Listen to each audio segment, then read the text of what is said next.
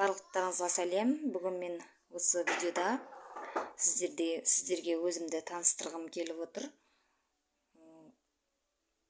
Қарапайым үйде отырған 4 баланың анасымын. Аллаға шүкір.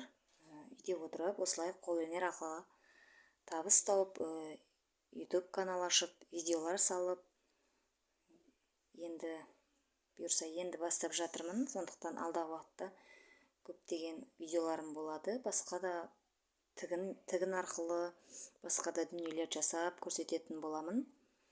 Бұл менің жұмыс орным. Осылай видео түсіремін. Осылай жіптерім, аяқ киімдерім. Бүгін менде арнайы осы тапсырыс тоқып болдым ақ түстен. Келесі видео менде күзге арналған аяқ киім. Осы сумканың видеосы екінші бөлімі шығады. Бірінші бөлімі шықты.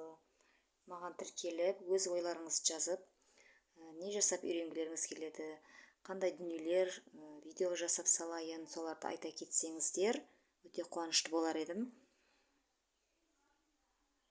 Міне, өздеріңіз көргендей менің жұмыс орным.